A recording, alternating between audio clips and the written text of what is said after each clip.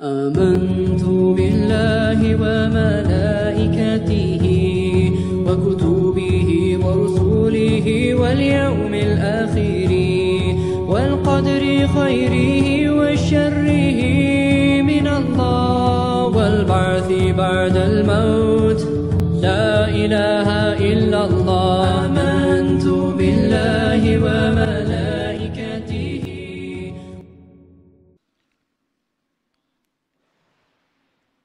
Assalamualaikum warahmatullahi wabarakatuh. Waalaikumsalam warahmatullahi wabarakatuh. Di dalam Sahih Bukhari, apabila Rasul mengulangi salamnya, maka dia sempurnakan 3 kali. Assalamualaikum warahmatullahi wabarakatuh.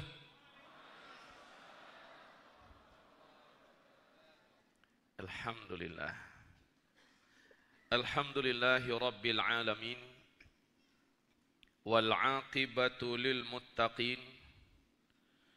Wala udwana illa ala zalimin. Ashhadu an la ilaha illallah wahdahu la sharika lah. Wa ashhadu anna Muhammadan abduhu wa rasuluh لا نبي بعده. قال الله سبحانه وتعالى يا أيها الذين آمنوا اتقوا الله وقولوا قولا سديدا يصلح لكم أعمالكم ويغفر لكم ذنوبكم ومن يطع الله ورسوله فقد فاز فوزا عظيما. اللهم ارحمنا بالقرآن وصدق الله العظيم. وقال النبي صلى الله عليه وسلم ألا إني قد جئتكم بها بيضاء ليلها كنهارها لا يزيغ عنها بعد ذلك إلا هالك. أما بعد معاشر المسلمين, hamba-hamba Allah sekalian, akramani wa iyyakumullah. Marilah kita memuji Allah Subhanahu wa taala dan mensyukuri nikmat-Nya. Karena Allah menjadikan kita orang-orang yang Islam dan insyaallah beriman kepadanya. Kita menyampaikan salam dan salawat untuk kekasih Allah Muhammad Rasulullah sallallahu alaihi wasallam. Dunia Islam, apabila kita perhatikan sekarang, ada di titik-titik paling rawan.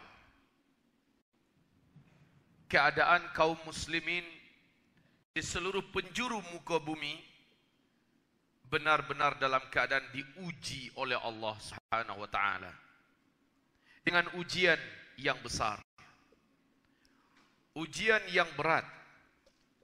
Kita berdoa agar umat ini dan kita semua dapat melewati ujian ini dengan istiqamah hendaknya. Amin.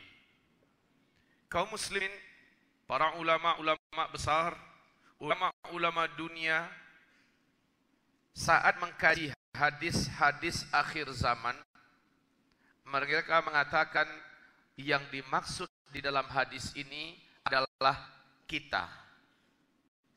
Hadis-hadis akhir zaman yang dimaksud adalah kita. Maksudnya bukan generasi yang lain, tetapi kitalah yang menghadapi hadis-hadis akhir zaman itu. Maka dengan ini menyampaikan kita adalah generasi akhir zaman. Apa bukti bahwa memang kita saat ini sudah di akhir zaman? Kaum muslimin, saya mencoba semampu saya untuk meringkas, membuat summary daripada pembahasan yang sebenarnya sangat panjang.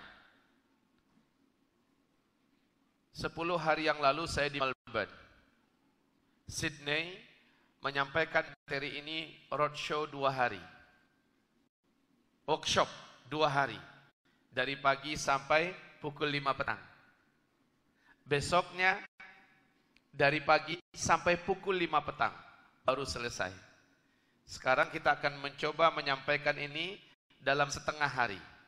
Maka mencoba untuk menyampaikan ini dengan seringkas-ringkasnya.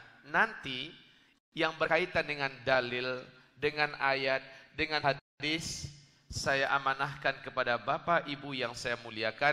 Sila nanti rujuk kepada kitab yang kami rekomkan nanti, yakni kitab ensiklopedi akhir zaman dan kitab zikir akhir zaman. Mari kita sebutkan bukti bahwa kita sekarang ini di akhir zaman. Pertama, sila lihat nanti di hadis Imam Muslim. Di dalam hadis Imam Muslim, Umar bin Khattab bercerita bahwa Nabi Muhammad SAW didatangi oleh malaikat Jibril yang menjelma berupa manusia. Pertanyaan dijawab, setiap kali Nabi menjawab, malaikat berkata, jawabanmu benar, jawaban engkau sahih, jawaban engkau tepat. Kaum muslimin, tapi ketika malaikat Jibril bertanya, akhbirni an amaratiha, kabarkan kepada saya tanda-tanda, ciri-ciri bahwa kiamat itu sudah sangat dekat. Jawaban Nabi berikut ini adalah antalidal amatu rabataha wa antaral hufatal uratal alata ri'a asyah yatatawaluna fil bunyan. Jika engkau nanti hidup menemukan suatu zaman, orang yang hidup pada zaman itu, sebelumnya mereka adalah orang-orang yang kere, orang-orang yang miskin. Tiba-tiba saja mereka menjadi kaya raya. Mereka menjadi kaya raya, menjadi berkuasa. Yatatawaluna fil bunyan. Lalu mereka berlomba-lomba membangun gedung-gedung yang tinggi-tinggi. Mereka berbangga-bangga dalam perlombaan membangun gedung-gedung yang tinggi-tinggi. Jika zaman itu sudah engkau temukan, maka jarak masa antara engkau dan kiamat sudah sangat-sangat dekat. Ini hadis Imam Muslim. Di hadis Imam Ahmad, Abu Hurairah bertanya kepada Rasulullah, ya Rasulullah, siapakah yang engkau maksud? Bangsa yang kere, miskin, penggembala ternak, tidak beralas kaki, bertelanjang dada, tiba-tiba saja mereka menjadi kaya raya dan berkuasa. Lalu mereka berlomba-lomba membangun gedung-gedung yang tinggi-tinggi. Siapa yang engkau maksud itu ya Rasulullah? Jawaban Nabi adalah humul Arab. Mereka adalah bangsa Arab. Lihat, sebelum minyak bumi ditemukan, kita semua tahu negeri Arab gersang dan tandus, betul? Negeri Arab kaya apa miskin sebelum minyak bumi ditemukan? Miskin. Tapi setelah minyak bumi ditemukan, daerah yang dulu namanya Jazirah Arab langsung berubah menjadi negeri yang kaya raya. Dan mereka akhirnya mendirikan negara sendiri-sendiri, menjadi 7 negara. Arab Saudi, Kuwait, Qatar, Uni Emirat Arab, Bahrain, Oman, dan Yemen. Sila lihat, sekarang ini masing-masing negara sedang berlomba-lomba membangun gedung-gedung yang tinggi-tinggi. Tak payah jauh-jauh. Perhatikan di slide kita, ini adalah yang paling dekat di hati kita. Makkah Al-Mukarramah. Apa yang dibangun oleh kerajaan Arab Saudi di sekitar Masjidil Haram? Gedung-gedung tinggi pencakar langit yang lebih tinggi daripada bukit-bukit yang ada. Demikian juga dengan Masjid An-Nabawi. Masjid An-Nabawi, hotel bintang 5, dengan bebatuan dan panas, tetapi Taif hari ini sudah menjadi kota yang menakjubkan. Sejuk dan indah ditatap, nyaman di tempat tinggali. Silakan lihat Jeddah. Jeddah, tidak usah saya sebutkan bagaimana dengan perkembangan Jeddah. Bapak Ibu, Abu Dhabi. Kuwait. Ini kota-kota sekarang sudah menuju menjadi negeri yang kaya raya, berlomba-lomba, serta berbangga-bangga membangun gedung-gedung yang tinggi-tinggi. Nabi mengatakan, zaman sudah engkau temukan, maka jarak masa antara engkau dengan kiamat sudah sangat-sangat dekat. Oke, ini yang pertama, bahwa kita sekarang sudah berada di akhir zaman. Bukti yang kedua, bahwa kita sudah berada di akhir zaman adalah Nabi Muhammad SAW menyebutkan, next, tampilkan semua. Nabi Muhammad SAW menyebutkan dalam hadis-hadis beliau tentang 5 hadis ini dinyatakan sahih oleh Syekh Ahmad Syakir, seorang pakar dan ulama dan ahli hadis. Beliau mengatakan, hadis Imam Ahmad, Nabi menyebutkan umatku akan menjalani 5 fase sejarah. Yang pertama disebut dengan fase kenabian. Fase kenabian. Perhatikan dalam slide kita. Fase kenabian ini hanya berlangsung selama 23 tahun. Fase ini berakhir dengan wafatnya Nabi Muhammad SAW. Umat Islam langsung masuk pada fase kedua, yaitu fase khilafah ala minhajin nubuwah. Umat Islam dipimpin oleh para khulafaur rasyidin, berlangsung selama 30 tahun. 29,5 tahun Ali bin Abi Thalib dibunuh dan syahid. 6 bulan baki dilanjutkan oleh Hasan bin Ali. Kemudian Hasan demi mempersatukan kalimat kaum muslimin, kekhalifahan diserahkannya kepada Muawiyah bin Abi Sufyan yang berpusat di Damaskus, Syria. Sejak saat itu genap 30 tahun khilafah Islamiyah, fase ketiga masuk. Fase ketiga ini umat Islam, kata Nabi, dipimpin oleh para khalifah-khalifah yang menggunakan sistem kerajaan. Khalifah-khalifah menggunakan sistem kerajaan ternyata berlangsung lama, 1227 tahun. Dan fase ini telah berakhir. Fase ini diisi oleh 3 dinasti, dinasti Bani Umayyah, dinasti Bani Abbasiyah, dinasti Bani Utsmaniyah. Fase yang ketiga telah berakhir pada tarikh 3 Mac 1904 dengan runtuhnya Khilafah Islamiyah Al-Utsmani di Turki. Setelah fase ketiga ini, umat Islam masuk pada fase yang terberat. Saya buatkan. Ini fase yang pertama, umat Islam dipimpin oleh Nabi Muhammad SAW selama 30 tahun. Setelah Nabi Muhammad meninggal, umat Islam dipimpin oleh para khulafaur rasyidin, khilafah rasyidah. Fase ini telah berakhir dengan wafatnya Khalifah Ali bin Abi Thalib. Setelah itu umat Islam masuk ke dalam pemimpinan para khalifah yang menggunakan sistem kerajaan. Ini adalah mulkan adhan, di mana yang memimpin umat Islam adalah para khalifah-khalifah yang menggunakan sistem kerajaan. Ini berlangsung selama 1227 tahun. Dan ini adalah 30 tahun. Baik, fase ini pun telah berakhir. Kita sekarang ada pada fase yang keempat. Kita sekarang ada pada yang keempat. Pada fase ini, umat Islam tidak dipimpin oleh seorang pemimpin muslim pun, dalam artian yang memimpin dengan konsep khilafah. Kalau ini masih para khalifah menggunakan sistem kerajaan, tetap ada khilafah Islamiyahnya, walaupun dengan sistem kerajaan. Ini sama sekali tidak. Nabi menyebutkan fase ini dengan fase kediktatoran. Ya, pada fase ini tidak.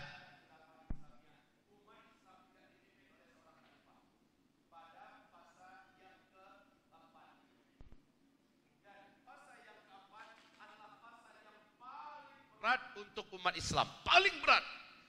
Kata Rasulullah, fase keempat ini, hari-hari yang kamu jalani lebih buruk, lebih berat daripada hari sebelumnya.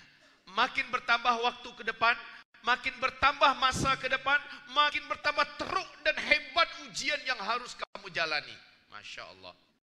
Nabi berharap umatnya tidak menjadi lemah pada fase yang keempat. Kaum muslimin yang kami muliakan, Bapak Ibu boleh merasakan sekarang, keadaan Islam dan kaum muslimin makin kesini makin terasa berat tidak?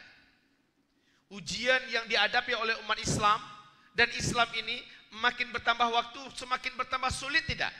Terasa Bapak, terasa. Apalagi di negeri Timur Tengah, apalagi di negeri-negeri Islam yang dimana saja kaum musliminnya ada, apalagi dengan minoritinya umat Islam di satu daerah, makin habis umat Islam ditindas.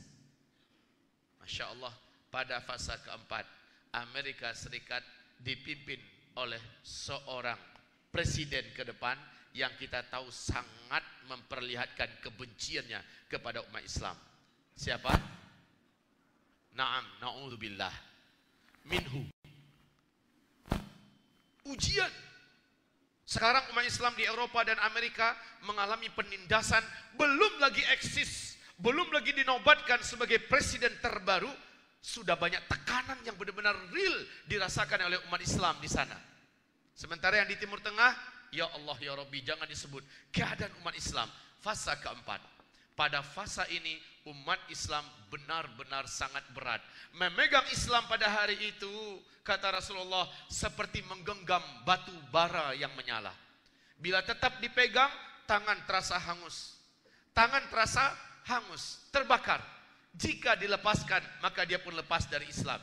Inilah hadis yang tadi kita dengar.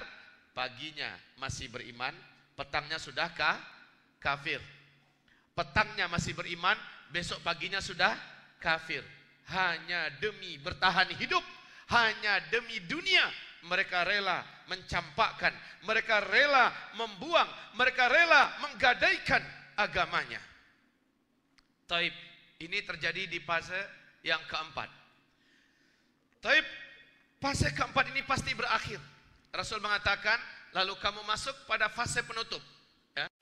Fase penutup ini, umat Islam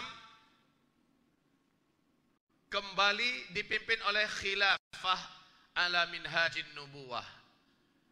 Dan ini sesuai dengan firman Allah di dalam Al-Quran surat 24, surat An-Nur 55. Allah menjanjikan terakhir di muka bumi ini Islam akan kembali memimpinnya. Khilafah Islamnya akan kembali tegak. Kita pada akhirnya akan menjadi the winner, pemenang. Tetapi setelah menghadapi hari-hari yang sangat berat, menghadapi ujian-ujian yang bertumpang tindih dan sangat hebat, baru setelah itu bumi jadi tenang. Tidak ada orang Islam kembali memimpin dunia. Kita semak sebentar apa menurut CIA. Intelijen Amerika Serikat di New York Times, mereka mengatakan masa depan dunia akan kembali dipimpin oleh khilafah Islamiyah. Menurut intelijen CIA, intelijen Amerika Serikat ini, bahwa 2020 adalah start khilafah Islamiyah tersebut. Benar atau tidaknya pernyataan mereka, kita tentu tidak disuruh mengimani apa yang dikatakan oleh orang kafir. Setuju? Tetapi mereka menyampaikan ini. Mereka menyampaikan ini. Maka itu terserah mereka. Yang kita imani adalah apa yang Allah firmankan di dalam Quran surat 24 ayat 55. Ini yang kita imani. Yang kita imani adalah urutan hadis ini. 1, 2, 3, 4, 5. Fase yang kelima nanti Islam akan kembali memimpin dunia. Ini yang kita imani. Lah kalau CIA mengatakan 2020, itu hak mereka, terserah. KGB Rusia juga menyatakan pernyataan yang hampir dekat dengan pernyataan CIA. Apa kata KGB Rusia? Dunia masa depan akan kembali digenggam oleh khilafah Islamiyah. Dan puncak jaya-jayanya khilafah Islamiyah nanti tahun 2025. CIA berapa tadi? 2020. Kalau KGB Rusia katakan berapa? 2025. Mereka mencoba dengan segala macam cara mereka, dengan kejahatan-kejahatan mereka, menghentikan terwujudnya ini. Tetapi semakin mereka berjuang, Allah akan semakin sempurnakan agama ini. Yuriduna liyutfi'u nurallah biafwahihim wallahu mutimmu nurih walau karihal kafirun. Mereka ingin memadamkan cahaya Allah dengan cara apapun. Tapi semakin mereka berjuang memadamkan cahaya Allah, semakin mereka brutal, semakin mereka jahat, semakin mereka beringas, semakin Allah kuatkan agama ini. Dan semakin Allah jayakan ke depan. Kita akan menyaksikan, Pak, bahwa masa depan akan kembali ke tangan Islam dan umat Islam. Tetapi menjelang menuju ke sana, kita sedang ada dalam ujian yang sangat hebat. Fase keempat.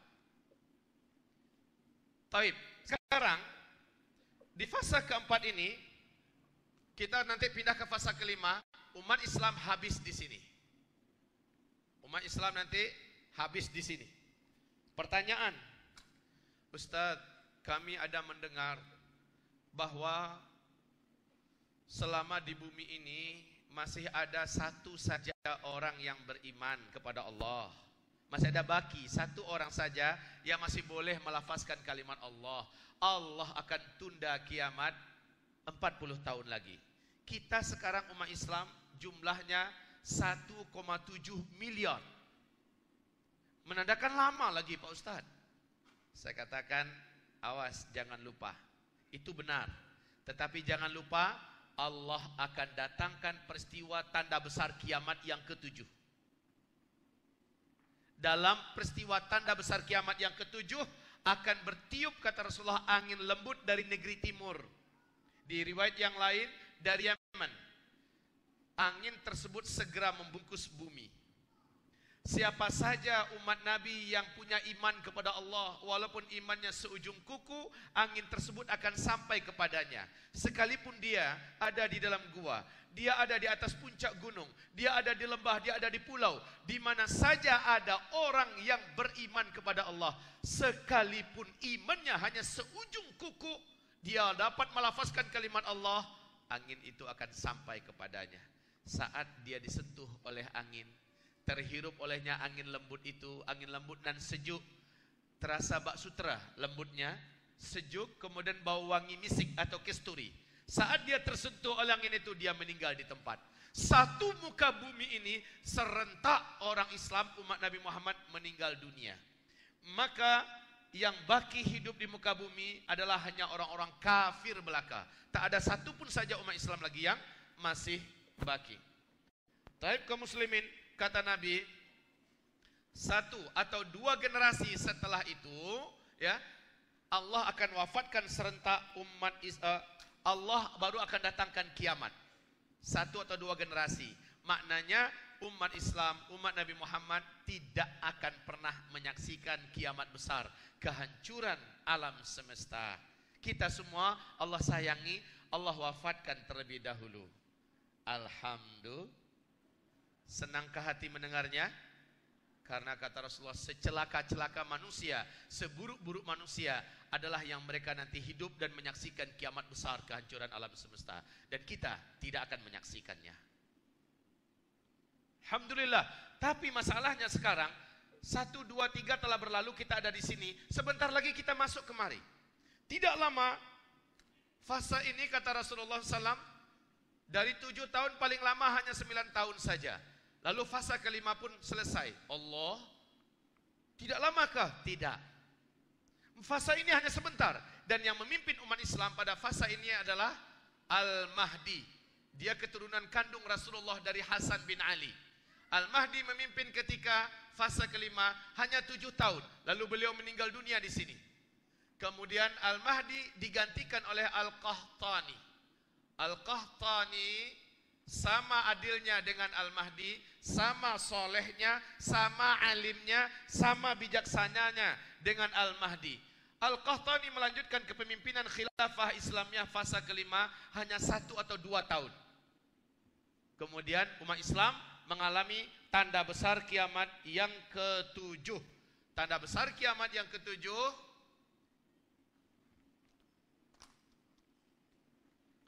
tanda besar kiamat yang ke-7 adalah finish. Akhir daripada keberadaan umat Islam di muka bumi ini. Kaum muslimin yang kami muliakan, perhatikan, Kita sekarang pada fase keempat. Jadi kalau kita katakan kita sudah di akhir zaman, yes. Yang dimaksud adalah akhir zaman untuk umat Islam. Akhir zaman untuk umat Islam. Kita memang sudah di akhir. Kita menuju kemari sekarang. Dan itu pun waktunya sudah sangat dekat. Taib. Hamba-hamba Allah yang kami muliakan. Sekarang, jika ini adalah start, maka yang ini adalah finish. Kaum muslimin, Nabi kita menyebutkan tentang masa yang Allah sediakan untuk umat. Nah, ya, sejak beliau diutus sampai wafatnya serentak umat Islam di muka bumi ini. Saya sampaikan bahwa hadis-hadis tentang umur umat Islam ini rata-rata hadisnya dhaif. Hadis dhaif tidak boleh digunakan sebagai hujah dan dalil. Adab kita dengan hadis dhaif itu apa? Begini. Tapi sekalipun hadis ini dhaif, ini tetap hadis Nabi, tetap perkataan Nabi Muhammad sallallahu alaihi wasallam. 3 tingkatan hadis ini disebut dengan hadis ahad, ya, hadis ahad. Kaum muslimin, hadis-hadis tentang umur umat Islam sejak Nabi diutus sampai umat nanti serentak wafat di muka bumi ini hanya di posisi hadis dhaif. Adab kita dengan hadis dhaif adalah satu, hadis dhaif tidak boleh dibina di atasnya akidah kita, keyakinan kita. Adab yang kedua dengan hadis dhaif tidak bisa dijadikan sebagai hujah dan dalil untuk urusan usuluddin. Adab yang ketiga dengan hadis dhaif hanya boleh digunakan untuk masalah targhib dan tarhib dan fadailul a'mal. Adab yang keempat dengan hadis dhaif jika bertembung atau bertentangan dengan hadis yang lebih tinggi tingkatannya dari dia, hadis dhaif mesti dibuang. Tidak lagi dipakai. Adab yang kelima, hadis dhaif boleh dijadikan sebagai informasi semata-mata karena dia masih perkataan Rasulullah yang mulia sallallahu alaihi wasallam. Adab yang keenam, jika ada perkataan ulama, ada perkataan Rasulullah walaupun perkataan Nabi itu dhaif, dia tetap diutamakan daripada perkataan ulama. Ini adab, ya. Adab yang ketujuh, hadis dhaif apabila yang disebutkan Nabi ternyata sesuai dan terjadi dengan kenyataan yang ada, maka hadis dhaif tersebut statusnya langsung setara dengan hadis sahih. Jika sesuai dengan kenyataan terjadi umpamanya, hadis tersebut langsung menjadi sahih. Kaum muslimin yang kami muliakan, demikian juga ada hadis tentang akhir zaman, tentang umur umat Islam. Dari sejak Nabi diutus sampai kepada wafatnya serentak umat Islam ini, hadis-hadis yang adalah dhaif. Perlu saya sampaikan sekedar tahu saja. Sekali lagi saya katakan jangan ini dijadikan akidah atau dibina di atasnya keyakinan kita. Apa kata Nabi? Umur umatku adalah umur umat Yahudi dikurangi dengan umur umat Nasrani. Umur umat Yahudi, Pak, dari Nabi Musa ke Nabi Isa dalam sejarah itu 2000 tahun. Dikurangi dengan umur umat Nasrani dari Nabi Isa ke Nabi Muhammad 600 tahun. Jadi berapa? 2600. 1400 tahun. Perhatikan, 1400 tahun. Ini satu riwayat. Di riwayat Abu Daud, dan jalur periwayatannya banyak, hadisnya naik kepada Hasan li ghairi. Berarti status hadisnya bukan lagi dhaif, tapi naik menjadi hasan, disebut dengan Hasan li ghairi. Masih dari Abu Daud, Rasulullah sallallahu alaihi wasallam bersabda bahwa umur umatku di sisi Allah hanya 1 hari saja. Lalu Allah menambahkan untuk umatku setengah hari lagi. 1 hari di sisi Allah, kita menghitung di dunia berapa tahun? 1000 tahun. Allah menambahkan untuk umatku setengah hari lagi. Maknanya berapa? 1500. Jadi ada hadis.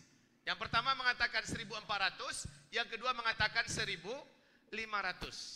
Para ulama berusaha untuk mengkompromikan dua hadis ini. Maka bermunculanlah berbagai macam penjelasan dan ijtihad para ulama. Mereka mengatakan bahwa umur umat Islam adalah 1476 Hijriah, lalu umat Islam habis semuanya. 1476 hitungan Hijriah. Lalu umat Islam wafat serentak. Ada yang mengatakan begitu, Pak. Mereka yang mengatakan merujuk kepada pernyataan Syekh Ibnu Hajar Al-Asqalani di kitab Fathul Bari berkaitan tentang umur umat Islam. Saya coba cek pernyataan ini dari kitab yang mereka sebutkan, saya tidak menemukan pernyataan itu. Imam Suyuti menyebutkan 1477, lalu umat Islam habis di muka bumi ini. 1477. Tapi Syekh Ibnu Rajab Al-Hambali, dan saya lebih setuju dengan pernyataan Syekh Ibnu Rajab. Apa kata Syekh Ibnu Rajab Al-Hambali? Umur umat Islam adalah yang Allah sediakan di muka bumi lewat dari 1400 tahun Hijriah, tapi tidak akan melewati 1500. Antara itu. Nah, oke. Jika ternyata apa yang dikatakan oleh sebagian para ulama bahwa umur umat Islam ini 1476, yang lain mengatakan 1477, umpama ini yang benar, maka mari kita coba menghitung sebentar. Kita sekarang tahun berapa Hijriah? 1438 Hijriah ya, Hijriah. Hijriah itu adalah Nabi hijrah dari Mekah ke Madinah. Sejak ini mulai dihitung. Nabi di Mekah 13 tahun dan setelah hijrah 10 tahun. Menghitung umur umat Nabi di muka bumi ini bukan sejak Nabi hijrah, tapi sejak Nabi diutus sebagai Nabi dan Rasul. Maknanya ada 13 tahun di Mekah yang belum digabungkan kemari. Tambahkan, tambah 13. Hasilnya adalah 1451 tahun Hijriah yang sudah berjalan sekarang. Seandainya yang benar adalah 1476 Hijriah, maka baki di hadapan umur umat Islam hanya 25 tahun sahaja. Jika baki yang benar itu, bila yang benar itu 1477 seperti kata Imam Suyuti, maka berarti 26 tahun ke depan umat Islam habis. Tapi bila kita terima pernyataan Syekh Ibnu Rajab Al-Hambali, kita fullkan saja 1500, maka 1500 dikurangi 1451, maknanya di hadapan kita yang baki hanya 49 tahun sahaja. Lalu umat Islam semuanya habis. Umat Islam semuanya habis. Menurut hitung-hitungan ini, apakah masih lama umur dunia? Setidak-tidaknya umat Islam di muka bumi ini hanya baki paling lama 49 tahun saja lagi. Dengan ini seharusnya kita termotivasi menjadi orang yang hidup dengan sebaik-baiknya manusia yang hidup, sesoleh-solehnya manusia yang hidup, sejujur-jujur manusia yang hidup, seamanah-amanahnya manusia yang hidup, setakut-takutnya manusia kepada Allah dan sangat takut dengan maksiat, dan jangan terlalu tergila-gila dengan dunia yang sebentar lagi tidak akan bisa kita nikmati. Kaum muslimin, hamba-hamba Allah yang kami muliakan. Taib. Ini bukti berikutnya. Dan Nabi SAW bersabda, tidak kiamat sampai muncul ke tengah-tengah umatku 10 tanda besar kiamat. Nah, ini tajuk kita ya. Sampai muncul 10 tanda besar kiamat. Dari 10 tanda besar kiamat ini, tuan-tuan, silakan di slide-nya disempurnakan semua.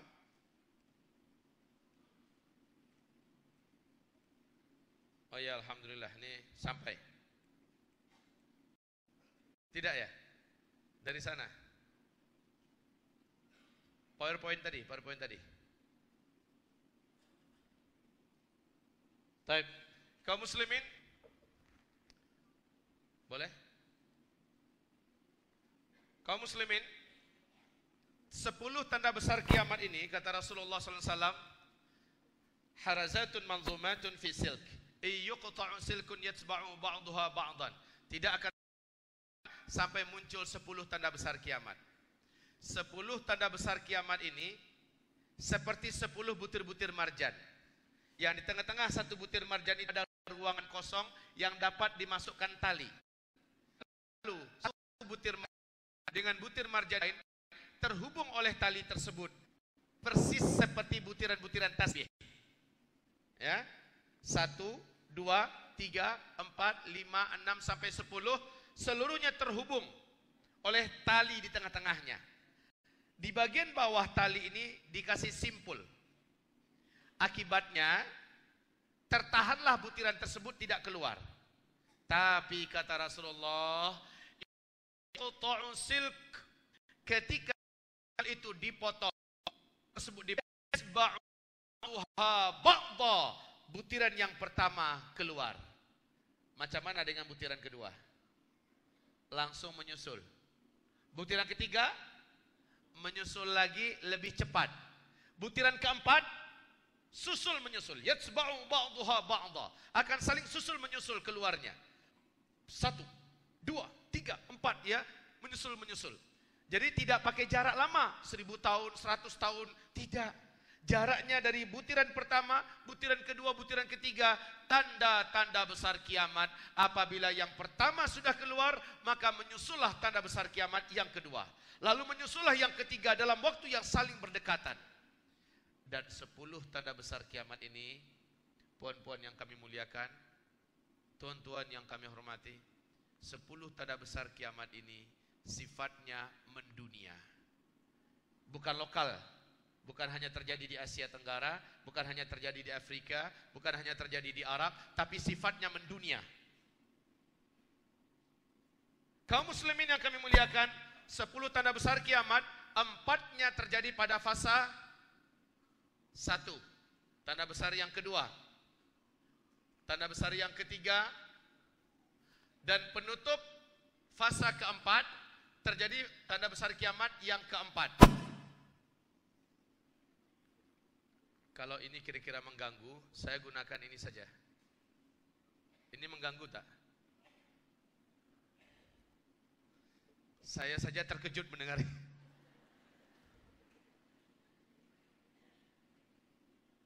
Oke, sambil menunggu. Baik, ada berapa tanda besar kiamat? Ada 10. 4 tanda besar kiamat akan terjadi pada fase yang keempat. 3 tanda besar kiamat terjadi pada fase yang kelima. Ini tanda besar kiamat yang kelima. Tanda besar kiamat yang keenam.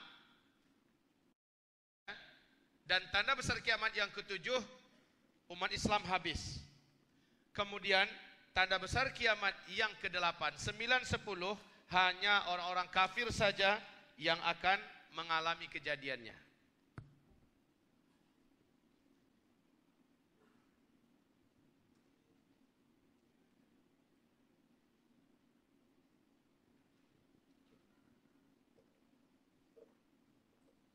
Kaum muslimin, hamba-hamba Allah yang kami muliakan,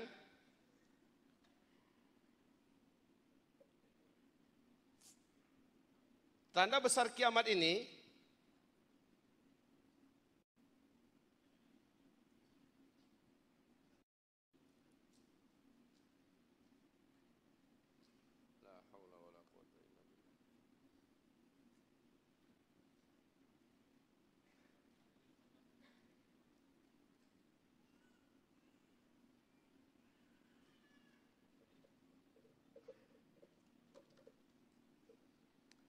tanda besar kiamat yang pertama, bumi ini akan dibungkus oleh dukhan. Bumi ini akan dibungkus oleh dukhan. Apa itu dukhan? Kabut debu yang teramat sangat tebal, dan kabut ini panas. Saking tebalnya kabut debu ini, tidak ada satu pun yang dapat dilihat. Bumi gelap gulita. Manusia tidak dapat menyaksikan apa saja. Gelap gulita segelap-gelapnya 40 hari 40 malam. Sahabat-sahabat bertanya, ya Rasulullah, bagaimana cara kami membedakan waktu sholat antara subuh, zuhur, asar, maghrib, isya macam mana? Nabi menjawab, takdiruna laha qadraha. Kamu kira-kirakan saja waktunya. Main kira-kira saja.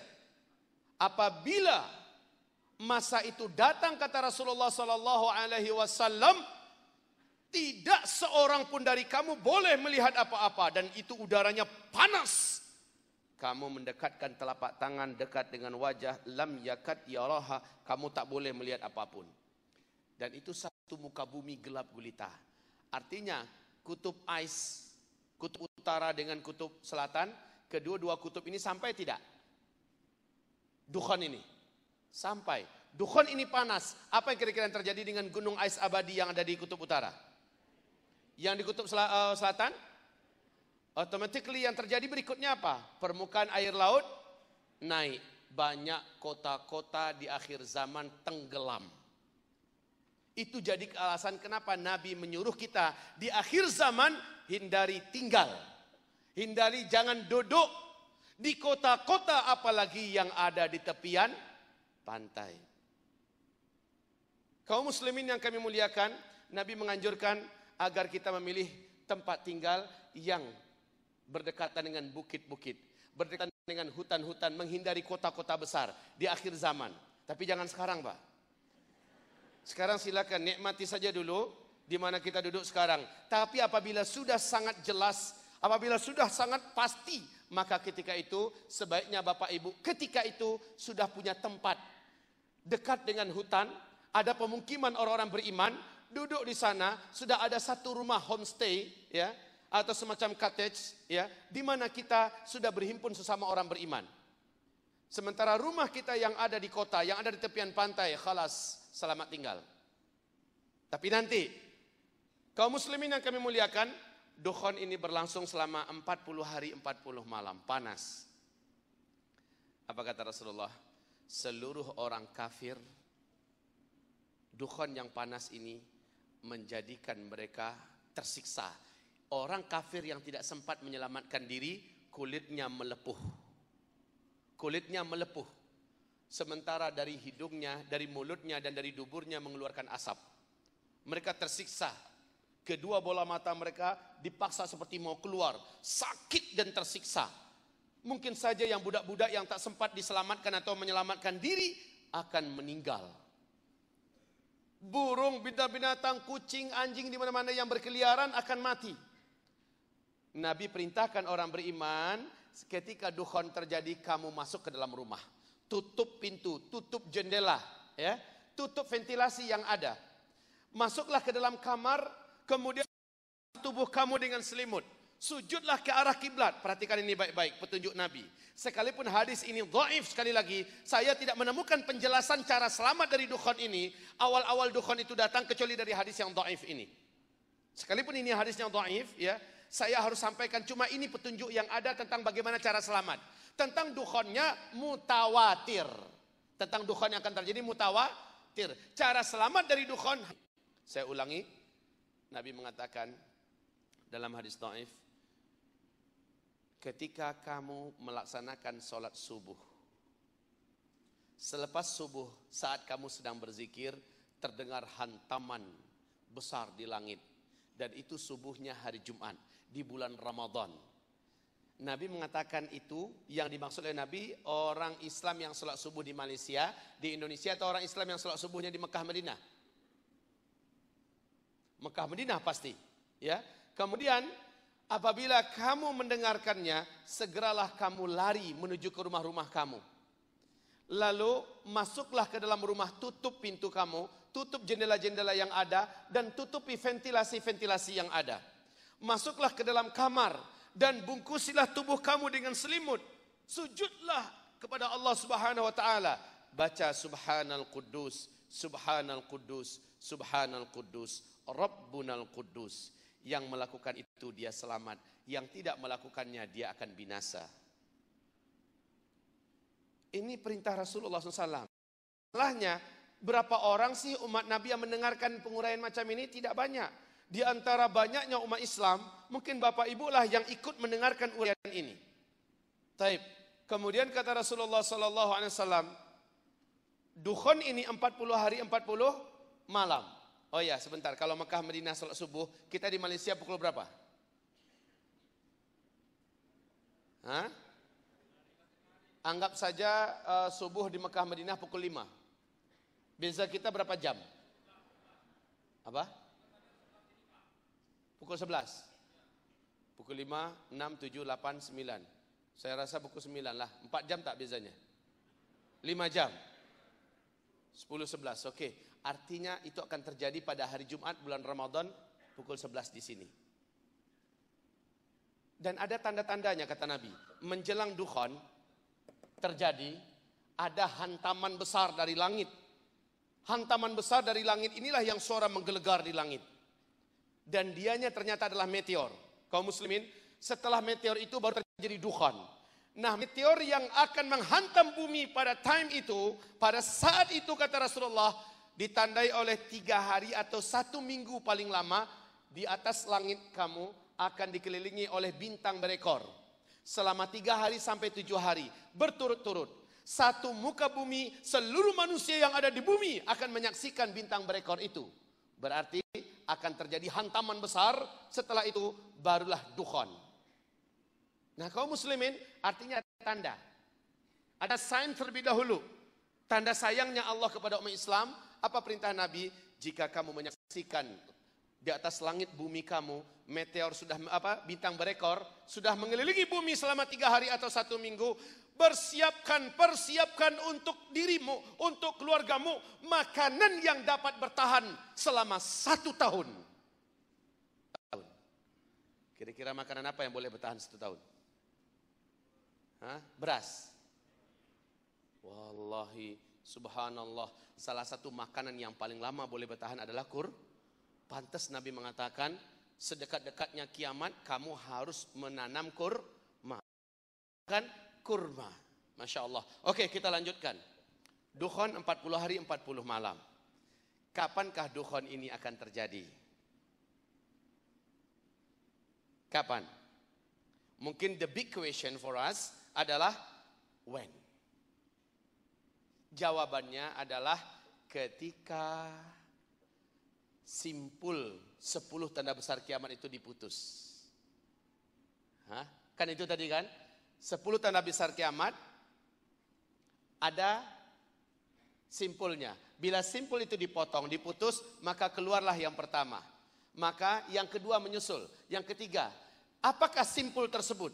Simpul itu adalah bumi mengalami hantaman besar meteor. Hantaman besar meteor. Meteor ini akan terjadi dukhon. Masya Allah, hadis Jarir Pak, saya bacakan hadisnya. Ibnu Abbas berkata, satu malam ini saya tak boleh tidur. Kenapa wahai Tuan Guru? Kata Ibnu Abi Mulaikah. Karena saya mendengar para sahabat-sahabat kami mengatakan malam ini mereka telah melihat meteor menuju bumi. Maka berarti besok terjadi dukhon. Loh, Ibnu Abbas bukan seorang ahli fisika. Beliau bukan seorang pakar astronomi. Ya, tetapi kenapa beliau boleh menjelaskan demikian? Dan penjelasan ini subhanallah sesuai dengan yang dikatakan oleh para pakar astronomi dunia pada hari ini sekelas Michel Penn. Memang Michel Penn mengatakan meteor apabila menghantam daratan bumi akan terjadi kabut debu yang teramat sangat tebal lagi panas. Menurut Michel Penn dan pakar-pakar astronomi raksasa dunia seperti NASA, dukhon mungkin akan menyelimuti bumi selama 1 tahun. Tapi kata Rasulullah hanya 40 hari 40 malam. Kita selaku orang beriman tentu kita percaya dengan yang katakan Rasulullah. Berapa hari? 40 hari. Kalau menurut NASA 1 tahun. Bagus yang mana? Bukan masalah bagus atau tidaknya. Mana ada yang bagus dukhon. Tetapi ini masalahnya adalah Rasul bersabda dan ini NASA berkata. Orang beriman tentu akan percaya kepada kata Rasulullah sallallahu alaihi wasallam. Oke, kita kembali. Ternyata penyebab adalah meteor. Sejak meteor menghantam bumi, maka setelah itu di bumi ini akan mulai kekacauan-kekacauan yang terberat dan terbesar. Terberat dan terbesar. Kaum muslimin, Rasul bersabda, setelah meteor itu jatuh nanti, Kamu yang ada di muka bumi ini kembali seperti zaman sekarang, yaitu zaman Nabi. Tidak ada teknologi yang dapat kamu gunakan. Sementara manusia ketika itu sedang di puncak-puncak menikmati teknologi. Ada apa? Subhanallah, menyambung semuanya. Meteor ini, wahai hamba-hamba Allah, dia adalah benda langit yang mengandung siderid. Menurut Michel Penn, siderid ini jika ia menghantam atmosfer bumi, pergesekan yang ekstrim dengan atmosfer menjadikan dia terbakar dan lapisan kulitnya mengelupas. Maka terjadilah hujan meteor yang kecil-kecil. Sementara yang besarnya dia adalah siderid ini, ketika bergesekan dengan atmosfer bumi kita, dia akan menimbulkan medan magnet yang sangat kuat. Dampaknya seluruh besi dan logam yang ada di muka bumi akan terinduksi. Ini menjadikan tidak ada mobil, tidak ada kereta yang boleh di starter. Tidak ada pesawat yang boleh dibawa terbang. Sebab apa? Mesinnya sudah lengket antar satu dengan yang lain. Pabrik-pabrik, industri-industri raksasa, apapun yang menggunakan teknologi yang ada besi dan logamnya terhenti saat itu juga. Kemudian siderid ini juga menimbulkan gelombang elektromagnetika yang tinggi, akibatnya listrik dan seluruh sinyal yang ada terhenti forever. Sejak saat itu ketika dukhan selesai, hari kembali terang, manusia dikejutkan semua teknologi sudah tak ada yang boleh diguna. Subhanallah Pak. Siderid yang ada dalam meteor adalah menjadikan semua teknologi kita. Saya rasa kita berat menerima kenyataan, tapi kata Rasulullah, "Tsumma uttum min haitsu bada'tum, wa uttum min haitsu bada'tum, wa uttum min haitsu bada'tum." Pada saat itu nanti kata Rasulullah, kalian sudah kembali seperti zaman sekarang. Kalian akan berperang menggunakan pedang, menggunakan tombak, menggunakan panah, dan kalian akan menunggangi kuda-kuda perang kalian. Kalian akan berlari dan berjalan di atas kaki-kaki kalian. Kondisi kalian pada hari itu kata Rasulullah kembali seperti zaman sekarang. Kondisi kalian pada hari itu kembali pada hari ini sekarang. Begitu penjelasan Rasulullah SAW 3 kali beliau mengulangi. Berat terima Pak. Tetapi Albert Einstein, masalahnya kalau kita tuh ada masalah sedikit Pak. Kalau hanya dari hadis dan ayat, kan gitu kan, bibirnya langsung kayak gini tuh.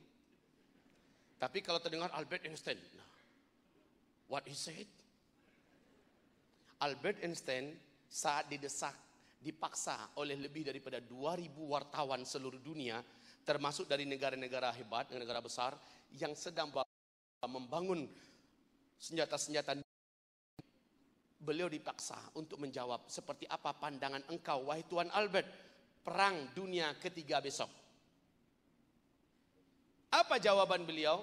Pada perang dunia nanti kalian semua akan kembali berperang dengan senjata manual.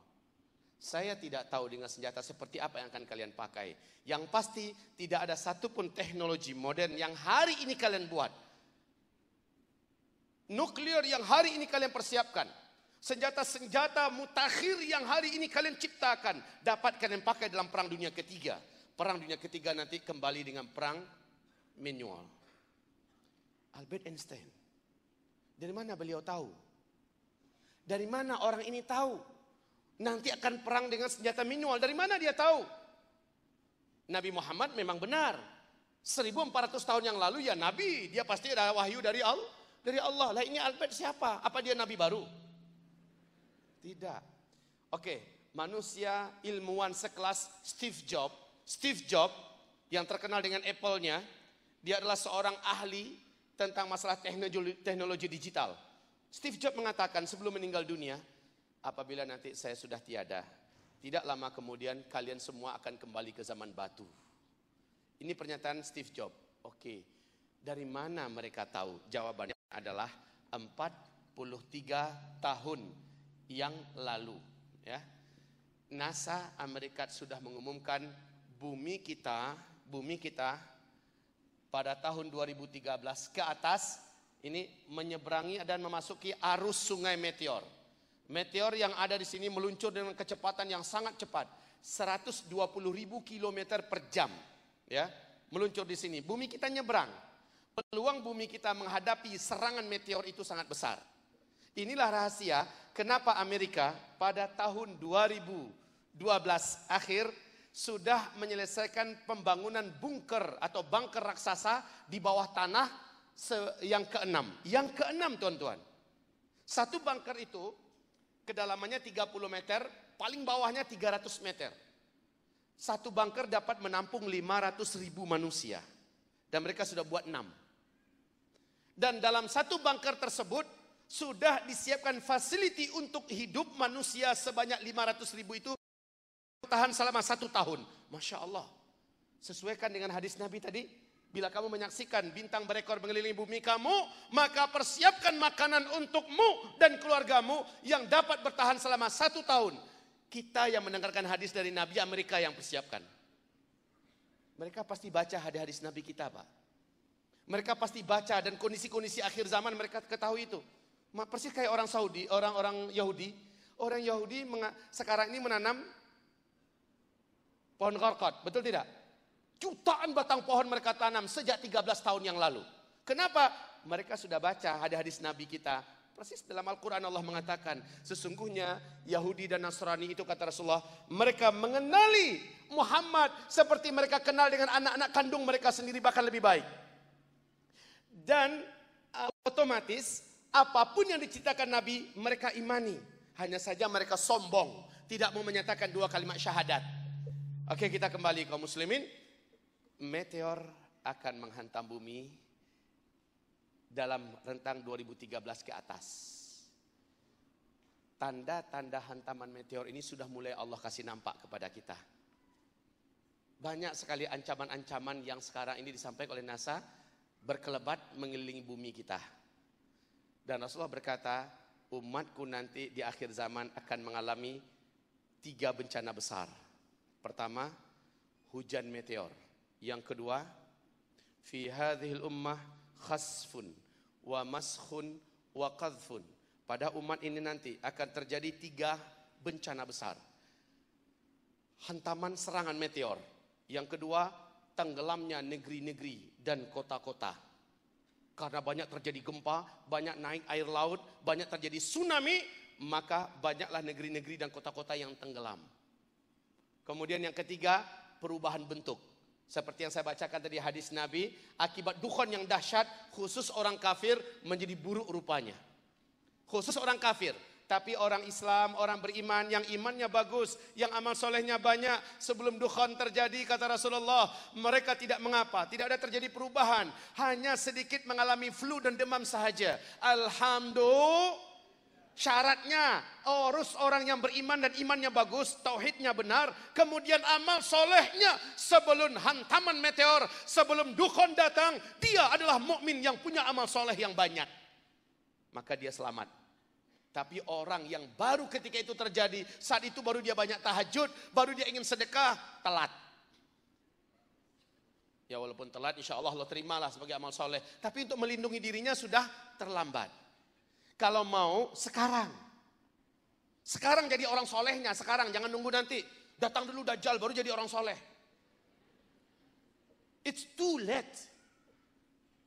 Taib kaum muslimin yang kami muliakan, kita lanjutkan tentang masalah 3 bencana tadi. Kapan itu terjadi? Para sahabat kan bertanya, qalu wa mata dzaka ya Rasulullah? Mereka bertanya, wahai Rasulullah, kapan itu akan terjadi? Nabi menjawab, idza zaharatil qainat wal ma'azif wa syuribatil khumur. Apabila di tengah umatku nanti sudah terjadi dan merajalelanya 3 hal berikut ini. Apabila di tengah umat ini nanti di akhir zaman sudah terjadi 3 hal berikut ini. Idza zaharatil qainat, ini yang pertama. Apabila penyanyi-penyanyi wanita sudah bermunculan di tengah umatku di mana-mana. Sudah apa belum? Bapak Ibu bersaksi bahwa ini sudah sedang berjalan? Iya, oke. Yang kedua kata Nabi, wal ma'azif, apabila musik, alat-alat musik sudah menyebar di tengah umatku di mana-mana dan umatku menyukainya, mencintainya. Sedang berjalan? Sedang maka meteor juga sedang berjalan menuju bumi. Yang ketiga, wasyuribatil khumur. Apabila minuman-minuman memabukkan, barang-barang memabukkan sudah menyebar dan beredar di tengah umatku di mana-mana, mudah didapat dan dikonsumsi oleh umatku di mana-mana. Sudah apa belum? Sedang berjalan. Tiga-tiganya ini sedang terjadi. Awas, kita sudah sangat dekat mengalami hantaman meteor. Menurut NASA 2019 akan ada pecahan-pecahan meteor yang akan menghantam bumi. Kalimatnya pecahan. Kalimatnya pecahan, Pak. Tapi besarnya 1/4 sampai setengah New York. Bagaimana nasib bumi ketika itu? Allahu a'lam. Kalau boleh serentak kita satu bumi, tahajud nanti malam doa, ya Rabb, jangan engkau izinkan ada satu pun meteor yang menghantam kami di muka bumi. Apakah dengan doa Bapak Ibu itu Allah jadikan meteor yang akan menghantam bumi lari di tempat lain? Ibarat kita, Pak, ini udah pukul 7 petang, mau maghrib. Maghrib sini pukul berapa? Pukul 7. Satu bumi serentak, ya Rob, jangan engkau biarkan malam datang, ya Rob, angkat tangan tinggi-tinggi sambil nangis-nangis. Apakah dengan doa kita itu Allah tunda maghrib datang? Dia tetap datang pada waktunya, betul tidak? Persis seperti ini, Pak. Tanda-tanda seperti itu sudah semakin nampak. Oke, ini adalah bukti. Kita sudah mendekati masa dukhon, tanda besar kiamat yang pertama. Kapan tepatnya? Allahu a'lam. Tanda-tandanya sudah nampak. Penyampaian para pakar dan ahli, para ilmuwan sudah terang-terangan dan belak-belakan. Asal Bapak mau saja membuka internet, membuka mata, membuka hati untuk mengetahui perkembangan dunia sekarang, maka Masya Allah, Bapak Ibu akan penuh dengan iman. Hadza akhiruz zaman. Ini benar akhir zaman. Tanda besar kiamat yang kedua menyusul. Setelah dukhon, kata Rasulullah, akan muncullah pemimpin umat Islam terakhir yang bernama Al-Mahdi. Dia adalah keturunan kandung Nabi Muhammad SAW. Jadi Al-Mahdi kemunculannya pasca dukhon. Pasca dukhon. Kemunculan Al-Mahdi menyebabkan manusia-manusia di muka bumi yang beriman ingin berbaiat kepadanya dan bersumpah setia berperang di belakangnya. Kata Rasulullah, saat Al-Mahdi nanti muncul, kalian semua akan berperang bersamanya menggunakan pedang, menggunakan tombak, menggunakan panah. Kalian akan menunggangi kuda-kuda perang dan kalian akan berjalan berlari di atas kaki kalian. Pada saat itu kalian sudah kembali seperti zaman sekarang. Oke, Al-Mahdi akan muncul. Dan pasca dukhon, kaum muslimin, terjadilah tanda besar kiamat yang kedua. Tapi jaraknya tidak lama, hanya paling lama 3 tahun. Paling lama 3 tahun. Dampak daripada meteor adalah terjadinya panas yang sangat ekstrim, kemarau yang panjang. Sulit di muka bumi ini menemukan makanan kecuali sangat sedikit jumlahnya. 3 tahun berturut-turut. Apa kata Rasulullah menjelang Dajjal keluar? Ada 3 tahun berturut-turut yang sangat berat untuk kalian yang hidup di bumi. 1 tahun pertama menjelang Dajjal keluar, Allah jadikan dan Allah biarkan sepertiga air hujan. Ada berapa tahun, Pak? Ada berapa tahun, Ibu? 3 tahun berturut-turut. Ini tahun yang pertama, Allah jadikan sepertiga air dari langit tidak turun. Sepertiga tanam-tanaman di muka bumi Allah biarkan mati dan hewan ternak Allah biarkan mati. Automatically yang terjadi adalah kita kesulitan menemukan jumlah makanan yang cukup. Ini disebut dengan kekurangan pakan. Harga-harga melambung naik. Itu pun sulit didapatkan. Orang-orang merasa berat menjalani hidup di bumi pada saat itu.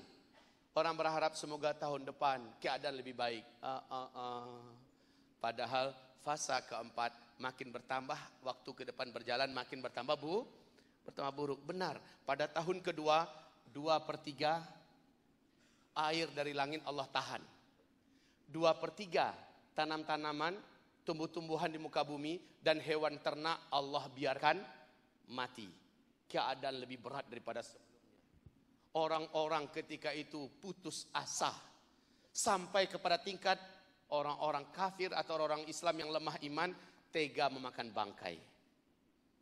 Kata Rasulullah pada saat itu terjadi di mana manusia tega mendatangi tetangganya. Lalu membunuh tetangga itu hanya gara-gara sepotong roti yang ada di tangan tetangganya karena menahan lapar. Hanya sepotong roti dia bunuh tetangganya. Hadis Sahih Bukhari dalam kitab Al-Adabul Mufrad. Tidak akan terjadi kiamat sampai ada tetangga yang berani mendatangi tetangganya dan membunuh tetangga itu demi memperebutkan sepotong roti yang ada di tangan tetangga. Ini terjadi Pak, adalah di mana saat-saat Dajjal akan keluar. Ya, tanda besar kiamat yang kedua yaitu Dajjal.